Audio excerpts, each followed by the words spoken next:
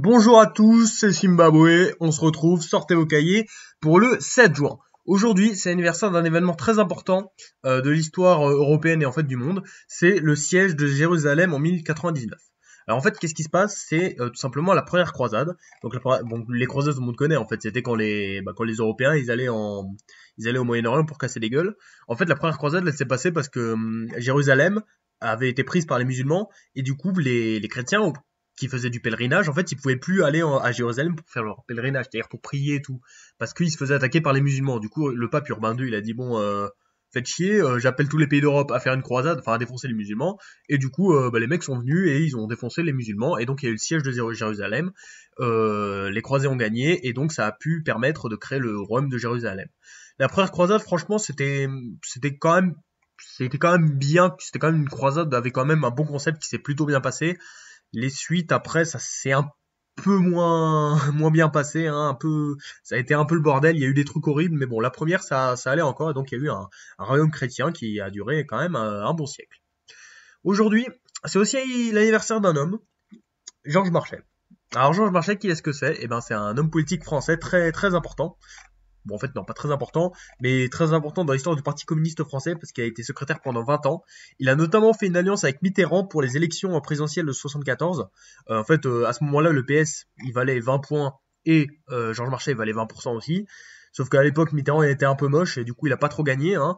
Du coup, 7 ans plus tard, bon, Marchais, il a fait bon, ça va pas marcher, l'union de la gauche, du coup, hop, je me présente aussi. Il avait 19% dans les sondages, il était déter.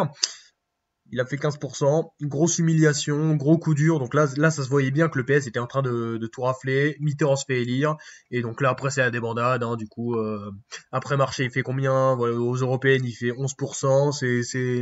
C'est Jean-Marie qui prend tous les votes des ouvriers. Et là, bah, c'est la fin du Parti communiste. Et coup dur pour Georges Marchais. Hein, c'est un des ratés, un des losers, on peut dire, de l'histoire de politique française. Hein, mais c'est comme ça, c'est les communistes. Hein.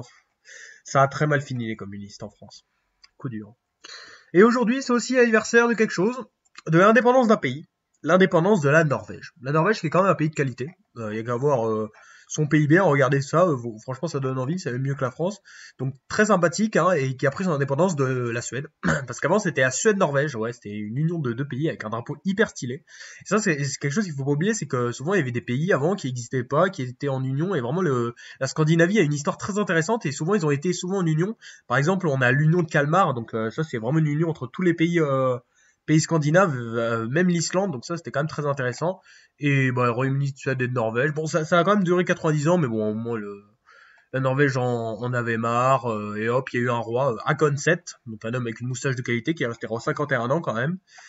Et aujourd'hui d'ailleurs, c'est son lointain descendant qui est toujours en fonction en Norvège. C'est vrai qu'il faut jamais oublier qu'il y a des rois partout, hein, enfin, bon. Il y a quand même pas mal de rois en Europe. Bon, ils servent à rien, mais ils sont là. Et donc, on a par exemple Harald V, voilà, qui est au pouvoir depuis 28 ans, qui a 82 ans, dans le plus grand des calmes, et qui est tout mignon. Donc ça mérite quand même le respect.